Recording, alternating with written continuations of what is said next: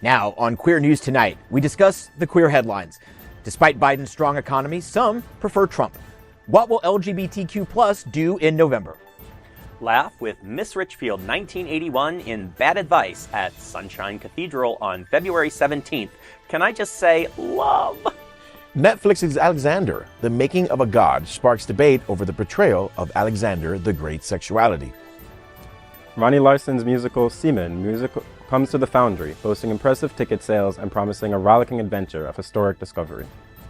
Hello and welcome to Queer News Tonight. This is the world's first and only LGBTQ+ daily evening television news, broadcasting live and available on demand on all smart televisions, including Roku, Apple TV, Android TV, Amazon Fire TV, Twitch, YouTube, and Facebook. It's time to queer up the news. It is Thursday, February 8th, 2024. We are live and literally out of the closet and into the headlines. So many of your important stories we're going to tell this evening on Queer News Tonight.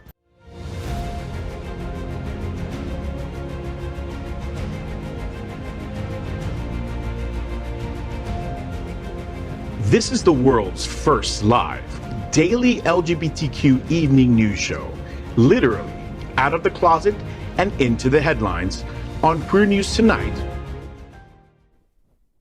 I'm out South Florida senior reporter John Hayden. This evening we bring you the news of and perspective, representing the LGBTQ+ community from South Florida, America, and across the planet. This is the world's first and only unedited live LGBTQ+ evening news show. Whatever happens unique in the LGBTQ+ news, you will see it and hear it. Hotspots Magazine Happening Out Television Network is a nonprofit 501c3 media company in the same model of PBS and NPR, but designed for the LGBTQ+ community.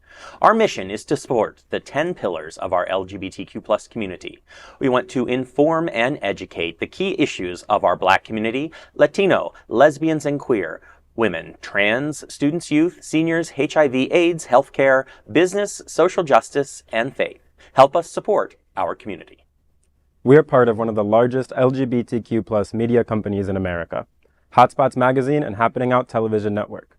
In 2024, our magazine is celebrating 40 years of the LGBTQ+ experience, and our television news, talk, and entertainment shows support our mission to educate the LGBTQ+ community and broader community. Well, it's Thursday, so let's get the weekend party started by meeting tonight's panel. Up first, Jonathan Casañas, a board member of Forward Miami. He is also one of the producers of Gay Ocho Festival, the largest Latin diversity and inclusion festival in America. Good evening, Jonathan. Welcome back. Well, good evening. Nice to be back. And so Gay Ocho isn't going to happen this year. No. Like it normally does in Miami on Chi Ocho. But it is going to be very present at Lauderdale Tropical Bear Week next month. It is. We are partnering up with Tropical Bear Week. I mean, it's kind of exciting. Obviously, we're being postponed till 2025. That's Gay Ocho. So, yeah, they reached out to us. They want us to do a Gay Ocho style at in the park at Richardson Park. So it's called Bears in the Park. We're doing a very tropical themed dance party. We're going to have a lot of artists. Crystal Waters is going to be there. We're bringing Big Dipper all the way from Los Angeles, an international rapper who is one of my good friends. I might be doing a song with him, so stay tuned. It's going to be incredible, but also there's going to be a ton of other events throughout the week. I hope that we're going to compete with some of these other Bear Weeks that, need not be mentioned because they're kind of amazing, but hopefully Wilton Manors is going to kind of, show up. And I think it's going to be an amazing week. And that's March 5th through the 10th. And this is it's great for Gay 8 or Gay Ocho to keep your brand alive and keep telling people we are still here. Well, 100%. I mean, honestly, I was a little concerned about kind of staying, on the map, if you will. Sometimes you fall off for 1 year and that's it. Yeah. You're not, relatable anymore. But they reached out to us. They said, listen, we love what you're doing. We would love to have that kind of same Latin, party, here in Wilton Manors. And I just moved to Wilton Manors. So, hey, why not bring my Miami flavor here into my neighborhood? And besides the park party, yes, there's going to be Dad's Cabaret. There is by Drew Sebastian is going to be cabaret. We have a Camo Beach party. We have a rooftop pool party. We have a pool party at the Ed Resort. Yeah, we have a dance party at Eagles. We have one at Hunters. Like it's going to be a jam-packed week, and I'm excited for it myself. I'm going to be obviously, supporting them, but I'm also going to be partying my breast off. Oh, I can't wait to see that. And I will be there covering, and I will be there strictly for professional reasons. Rubbing bellies and fur, hopefully. All right, up next, Dr. Tai Houser, a professor of English and Humanities at Broward College. He also teaches the College of Business at FAU. He's served as visiting professor in colleges in exotic locations, including Bolivia, Brazil, China, India, Spain, and Lincoln, Nebraska. As well, actually, that's not far from the truth. Go ahead. And that helps him provide us with an international viewpoint. Tai also owns Linden Bridge, an educational experience company. Good evening, Tai. Hi, everybody. It's great to be here. I'm kind of wondering, I want to hear more about these bears in the park. Are they going to be in cages, too? They will. Some will be. I will be in a cage. Okay, perfect. But you might want to take me out of the cage after a while. Hey, that could be dangerous. Can't you get that cage at Leatherworks? You probably can. I bet you can. And finally, James Lyons IV, a political scientist and entrepreneur. He attended Northeastern University and contributed to the Greater Boston Chamber of Commerce's Economic Opportunity Team. He co-founded the BLREA, a family real estate brokerage, and established Lyons Labs to empower diverse small business owners and community leaders in navigating the evolving landscape of artificial intelligence and emerging technologies. Welcome to the show. This is your first time here. Yes, thank you. I'm excited to be here. I'm looking forward to chatting with you guys today. Yeah, lots to get to tonight, but this is your first time on the show, so I need you to give me your entire life history in 7 seconds or less. Start at the beginning, leave nothing out, go. Perfect. That was amazing. Here I am. We're glad to have you here, and we're going to get to know a lot about you over the course of the night, and hopefully this is the first of many visits for you. So thank you for coming in. All right. Well, we are the reporters for Queer News Tonight, and this evening we begin with the queer headlines. The LGBTQ plus community in South Florida and across America is diverse. Our community around the world is vast, and here are the bullet points for the Queer News for today, Thursday, February 8th, 2024. And we begin by queering up politics. In 1992, Clinton said, "It's the economy, stupid." In 2024, is that still true for America and LGBTQ+? Clinton, of course, came to power in 92 because of perceptions over the economy. In 2024, we have a robust economy under President Biden. But a surprising sentiment persists among many Americans that Trump would handle economic matters better. The January jobs report reveals a healthy addition of 353,000 jobs and contributes to the narrative of a thriving labor market. With an unemployment rate of 3.7%, the economy seems to be on a steady trajectory. However, concerns linger regarding certain economic issues. Gas prices have fluctuated dramatically over the last 4 years, peaking at $5 a gallon a couple years ago. While prices have dramatically decreased, they are still higher than they were before the pandemic. Also, inflation soared to its highest levels in 40 years. That also is decreasing dramatically. These economic realities must be understood against the backdrop of the pandemic, during which almost every country in the world was hit hard. A belief that Trump's economic policies were superior is also concerning, given the current political landscape where culture wars and divisive rhetoric are on the rise. Polls this week suggest Americans think 2-1 Trump would be better for the economy. What's very surprising is Gen Z and millennials also believe Trump will be better for their economic future. In 1992, presidential candidate Bill Clinton said, "It's the economy, stupid." In America 2024, it's America, stupid. And it's frightening because people still have this perception that we're not getting better, that there's still high inflation rates. But the thing is, there hasn't been any deflation. You're still paying a lot of money for the things that you were. You're just not you're paying more than you were in 2020, but you're not paying more than you were in 2023. but that still takes a while to resonate with people. And that's all negated by the fact that we're in a housing shortage and that the cost of rents and the essentially living for housing has gone up and hasn't come down at all, really. So we can look at those economic indicators like the price of eggs and milk, and while there might be in certain parts of the country a lowering of those, I think in South Florida they haven't really gone down, not that much. But certainly the cost of living in terms of affordable housing and rent hasn't changed at all. But another important distinction I think that's being made on this particular story is whether or not people are economic voters or social voters. And I, for the life of me, can't imagine why someone would vote for the economy, because business is not good. Capitalism is bad in that it always takes advantage of people. So I personally am always voting on social issues because that's what matters. That's what affects people. The rest of it is just going to make rich people richer. Yeah, I mean, I think that's a great point. I mean, just coming from the ignorant society over here with my group of friends that are concerned about social issues, but also now that we're getting older, right? We're in our late 30s and our early 40s. We're starting to worry about family and we're starting to worry about, retirement.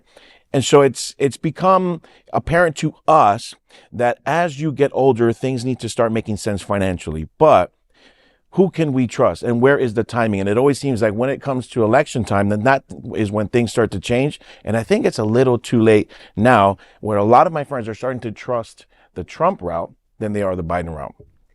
Does it have to be economics or our civil rights? So I think economics is important, and I think speaking from a younger perspective also, we have to consider my generation is the first generation projected to be poorer than our parents. And so economics is an important factor to us because we are watching and it's like, there's like, what is going on? What is this shit show, for lack of a better word? And I think that's where you're seeing this disillusionment. And I think part of what we're seeing specifically around younger generations looking at Biden is we're looking at how much money we're sending off to Ukraine, how much money we're sending off to Israel, which a lot of young voters, the Israel-Palestine conflict in particular, do not support Biden's policies on. And so when we're looking at all of that money being sent abroad, but we don't have money here for healthcare, to fix our student loan crisis, to fix our roads and bridges, to put in trains, of course, that's all economic. And I think that's where, again, our generation is becoming disillusioned with the current political system. So what do we do? Well, that's an excellent question. Yeah, that's a great question. And it's fine that there was silence because, one, it's not our job, but it's a huge question. Yeah, like you said, it's housing, it's our civil rights, it's our 401k. I'm even inflating 401 my retirement plan.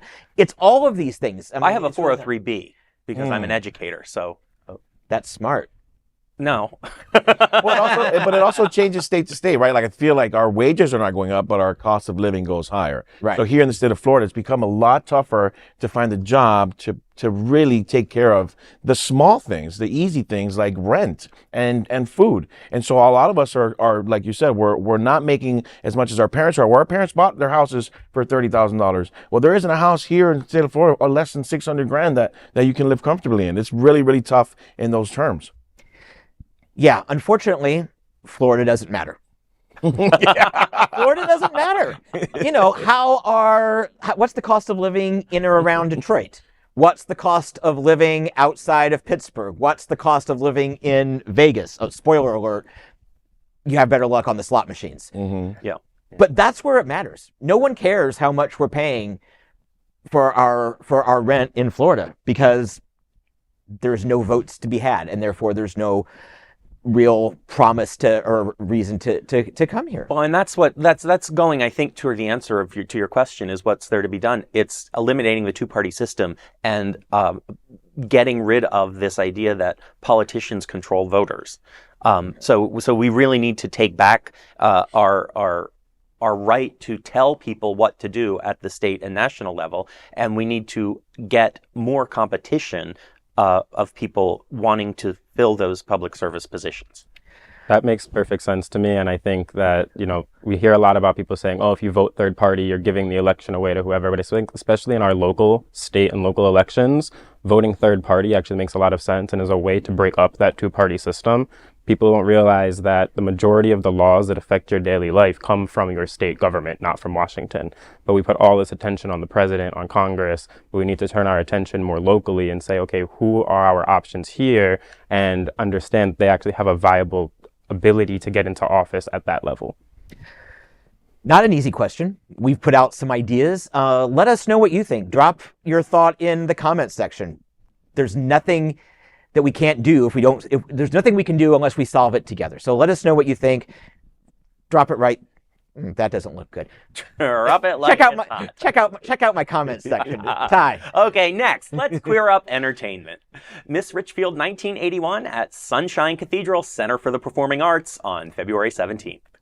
Experience the comedic brilliance of Miss Richfield 1981 in Bad Advice at the Sunshine Cathedral Center for the Performing Arts on Saturday, February 17th.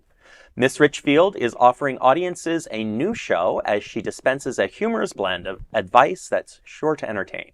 With critical acclaim from publications like the New York Post and TwinCities.com, Miss Richfield has become a beloved drag legend, selling out venues across the country. A passionate supporter of the LGBTQ+ community, Miss Richfield hosts and donates to various charities and events locally and nationally, demonstrating her commitment to causes such as Just Us Health, Planned Parenthood, and the Human Rights Campaign. Don't miss the chance to witness Miss Richfield's comedic genius and philanthropic spirit at the Sunshine Cathedral Center for the Performing Arts, America's leading LGBTQ+ live entertainment series. For more information, details, and ticket purchases, visit sunshinecathedral.org. I'm excited to see it. I think she's hilarious. I've never seen her live. I've seen clips on the interwebs, but it looks like it's going to be a great show. Yeah. Steve, can we just bring back some of those images? I know that everybody in America wants to see our beautiful faces, but can we bring back some of those pictures of little Miss Richfield? I mean, just look at the joy in her face. And I know these are promo pictures and stuff, but just seeing these pictures makes me smile, makes me happy, and makes me look forward to actually going out on a Saturday night. For anybody who knows me knows that is a high bar to clear. So I can't wait to come out of the house and see this. Well, and Sunshine has such a great venue, and they always do such a good job of bringing in talent that maybe you're not going to see at bigger, more expensive venues. This is like real talent, not overly produced, and genuinely entertaining. Yeah. Yeah, and it's great that we're doing stories like this because I never hear of any of these types of performing arts and events or some of these venues. Like, I mean, obviously, I didn't even know that Sunshine Cathedral would have some of these events, and that kind of excites me because it gives me a new avenue to have some joy in my life that doesn't necessarily have to do with the everyday, right? Like, sometimes you see what's on TV, you see what's in the commercials, which are the heavily produced, events, and then you get there and it's not what you really wanted to pay for. This feels like something I want to put my money towards. Yeah, and you've got an in at Sunshine Cathedral, so you may not have to pay at all. Well, I'm not that VIP anymore. You gonna make the trip up and come see little Miss Richfield? Yeah, I think I will. I especially like that comment about joy. I think joy is a form of resistance, and especially down here in South Florida generally, our community needs to partake in as much joy as we can. Yes. I love that joy as resistance. I like that a lot. That is very cool. Very on point. And it's your turn. Next up, let's queer up gay culture. Was Alexander the Great gay? Here's the real history on the Great Conqueror. Netflix's recent documentary, Alexander, The Making of a God, has ignited debates over the portrayal of Alexander the Great's sexuality. In a bold move, the show depicts Alexander, played by Buck Braithwaite, engaging in an intimate act with his friend Hephaestion, sparking controversy among viewers who feel the narrative distorts history. However, exploring the accuracy of these claims requires navigating through layers of historical interpretation and societal context. The controversy surrounding Alexander's sexuality isn't new. Director Oliver Stone's 2004 film, Alexander, also portrayed him as homosexual, prompting similar divisions. Yet, understanding Alexander's sexuality is complicated by the vast differences in historical context from today and the past. Ancient Greeks, for example, viewed sexuality through a lens of active and passive roles, rather than modern categories like gay or straight. Individuals who presumed passive roles were perceived as feminine, while those who took on active roles were considered masculine. The documentary presents Hephaestion and Bagos as potential romantic interest for Alexander. The grief Alexander expresses at Hephaestion's death has led some historians to speculate about their relationship. Similarly, references to Alexander's interactions with Bagos are interpreted by some as evidence of a romantic connection. Historians like W. W. Tarn reject claims of Alexander's homosexuality, while others, like Mary Renault, argue for it, reflecting the diversity of perspectives within historical scholarship. Despite the lack of definitive evidence, debates persist, highlighting the complexities of historical interpretation and the challenges of understanding ancient figures' personal lives. I feel that there's a lot of attention that goes towards understanding these ancient figures and what they were doing in bed, but there's a lot of queer people, from recent history who we know were queer, who are still being, kind of hidden in the shadows. And so I guess my question to you all is, what is the importance in your mind of exploring someone like Alexander the Great and his sexuality? Is there an importance to understanding that for today? Well, for me, it would have been great for me if it was Alexander the Gay.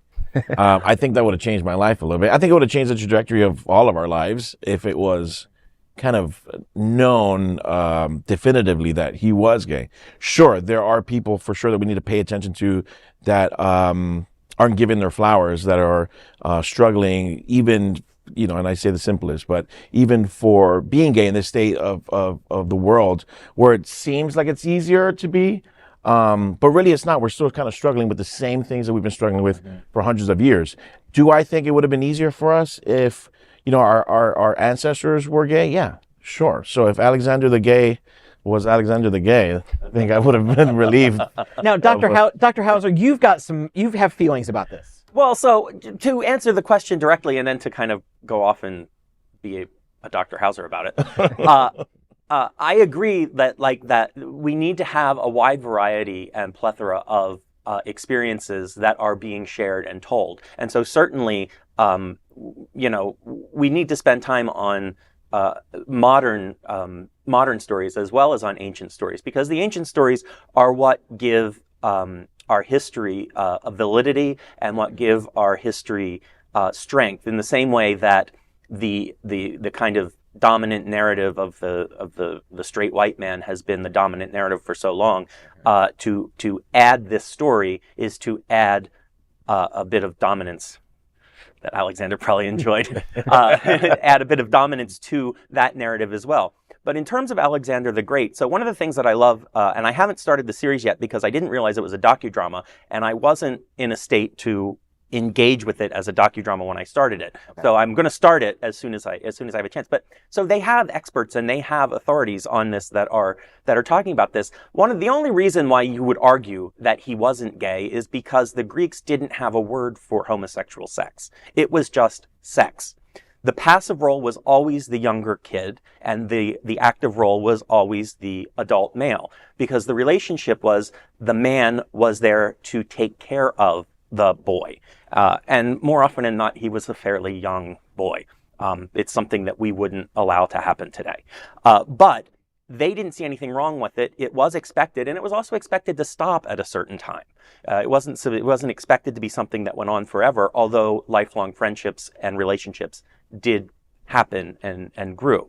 So it was a much different part of their culture, and for us to impose our cultural ignorance on an ancient time shows our lack of ability to understand both language and history. So I saw a post today. It was some conservative site said, within the first 8 minutes they made him gay. Well, no, not within the first 8 minutes they made him gay. He was gay. We just talked about it in the first 8 minutes of the show. Mm-hmm. Whether or not you use the word gay, there was a homosexual experience happening in his life, as it was in the life of most Greeks. Well, perpetuating historical inaccuracies is an American specialty. That's true. Well, that's absolutely true. We, yeah, it really is.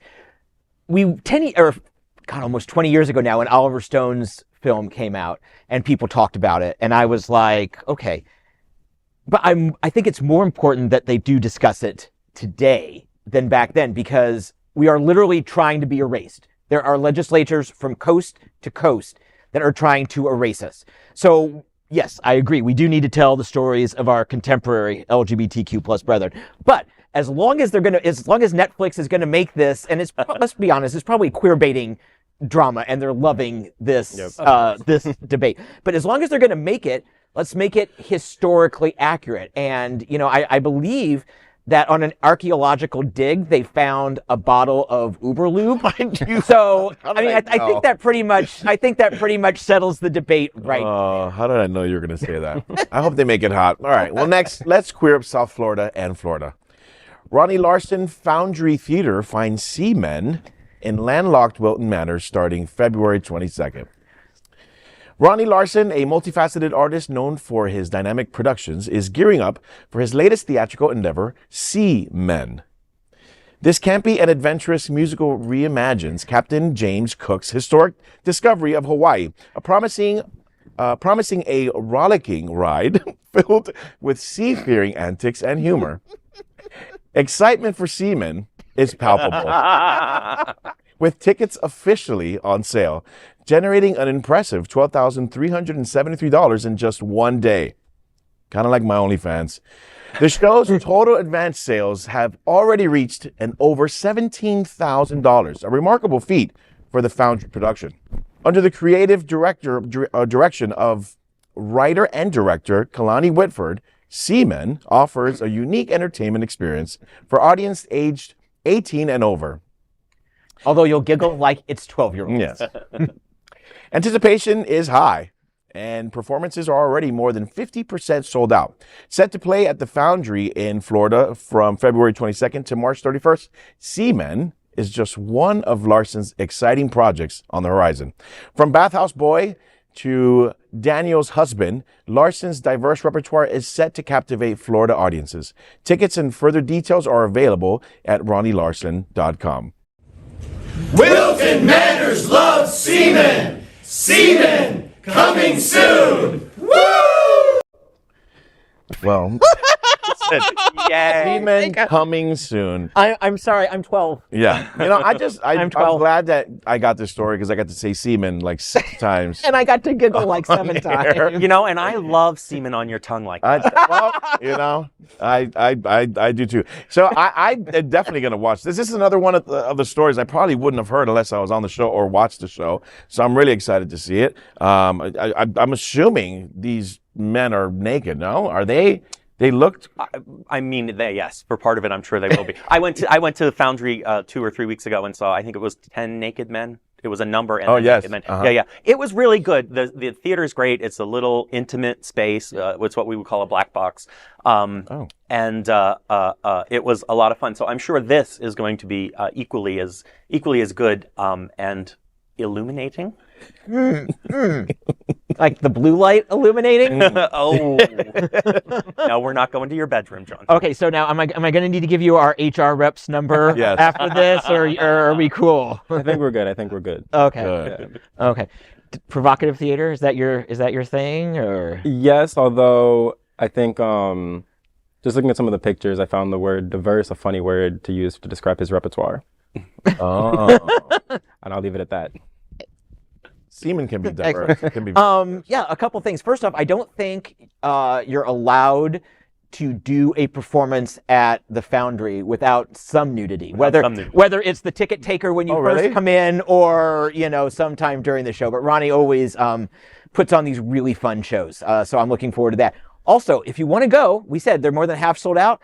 There's only like 50 or 60 seats in the theater. Like Ty said, it's black box. And so that means there's only like 25 seats left for each, on average, for each show. So get your tickets and get them soon.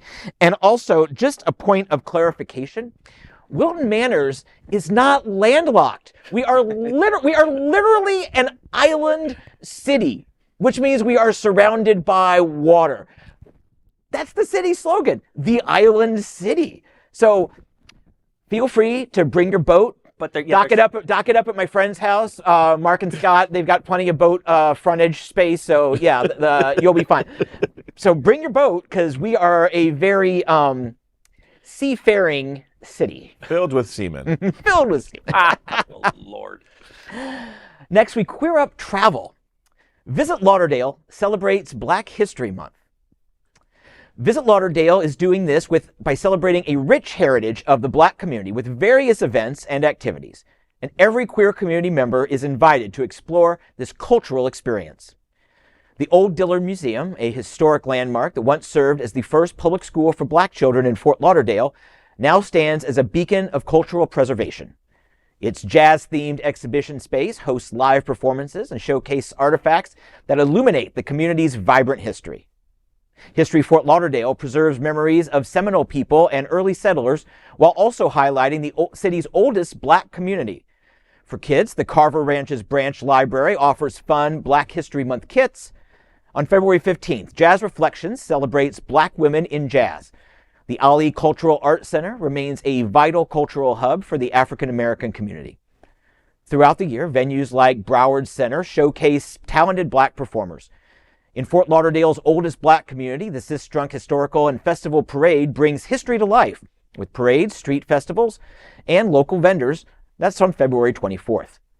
The Chris Smith All-Star Classic Sistrunk 5K Run kicks off the festivities at DeLove Park, followed by a day of cultural immersion and celebration.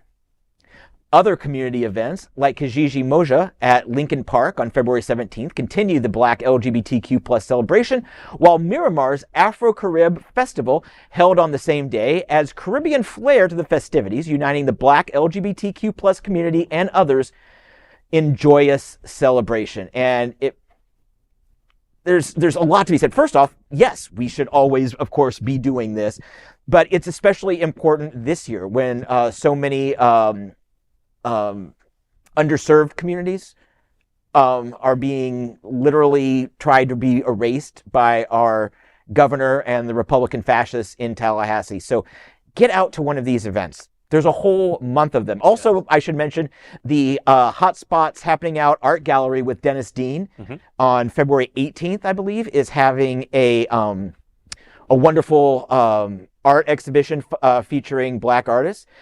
And again, this is all brought to us by Visit Lauderdale, everyone under the sun.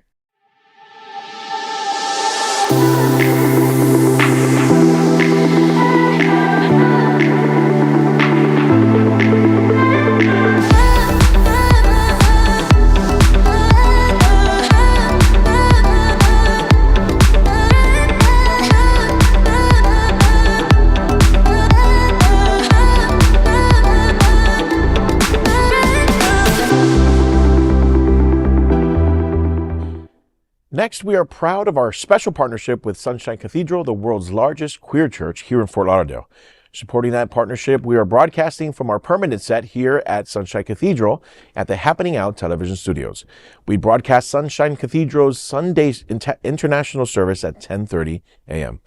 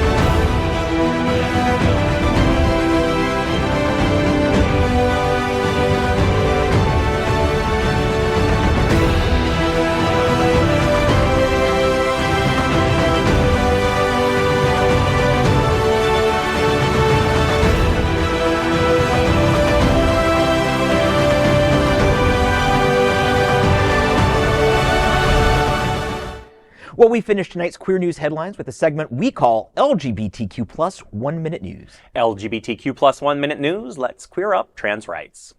Survey says nearly every trans person is more satisfied with life after transitioning. A groundbreaking study by the National Center for Transgender Equality reveals an astonishing 94% of transgender individuals felt satisfied with their lives post-transition.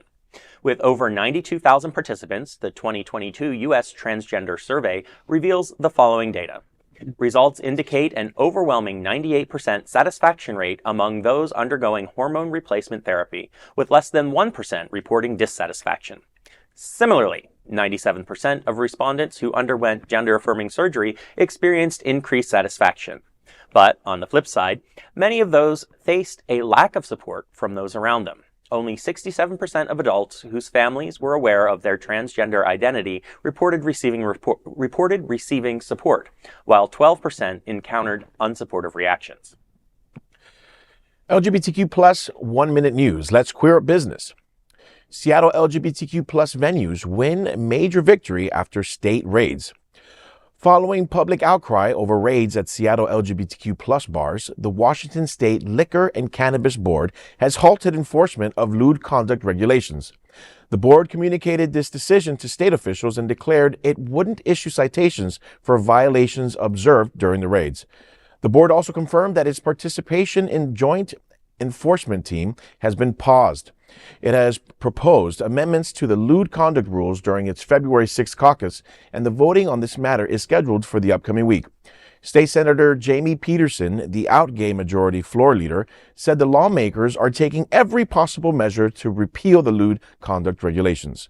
Meanwhile, Seattle's LGBTQ plus community has welcomed the decision. LGBTQ plus 1 minute news. Let's queer up drag culture. Mexico has a television news show with a drag queen anchor. In a small studio in Mexico City, 32-year-old Guillermo Barraza is making history. He's a journalist and the first drag queen ever to host a news show on Mexican TV. His drag character? Amanda. This news is even more critical against the backdrop of LGBT issues getting attention across the country. The reason he's doing this is because of the death of Osillo Baena, who was the first openly non-binary person in Latin America to hold a judicial position. Before their tragic death, Baena was on Barraza's show, La Verdad.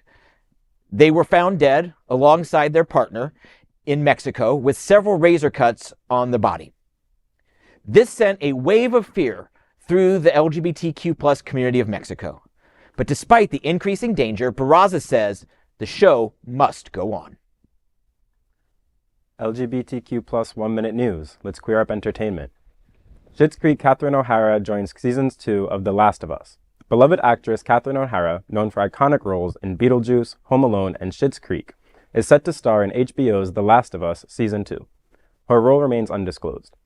O'Hara, who won an Emmy for Schitt's Creek, joins Pedro Pascal and Bella Ramsey in the video game adaptation, where the characters gradually develop a bond while passing through zombie-infested America. Season 2 also welcomes Caitlin Dever as Abby, seeking vengeance, Young Mazzino as Jesse, and Isabella Merced as Dina, a bisexual character. With this star-studded cast, anticipation for the series continues to soar among fans eagerly awaiting its return. LGBTQ plus 1 minute news. Let's queer up drag culture. Laith Ashley becomes member of RuPaul Drag Race pit crew. Fans rejoice as Laith Ashley returned to the pit crew on RuPaul's Drag Race Season 16. The model, actor, and singer initially appeared in Season 10's Breast Worlds Challenge. His presence was recognized by vigilant fans in Episode 2 Queen's Choice Awards and Episode 4 RDR Live. He is known for roles in shows like Pose and Unconventional and has starred in Taylor Swift's Lavender Haze. Apart from multifaceted talent like Ashley, Season 16 also welcomes back Jesse Pattinson and features familiar faces like Bruno Alcantara, Calix Kwan, and Asaf Goren. With Laith Ashley's return, fans are anticipating more shirtless moments and captivating performances.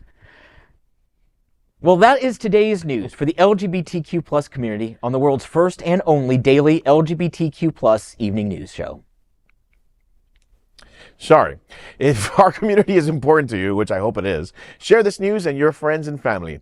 Are you, like most of America, part of our very large television audience watching this live LGBTQ plus news broadcast right now on Roku, Apple TV, Android TV, and Amazon Fire TV?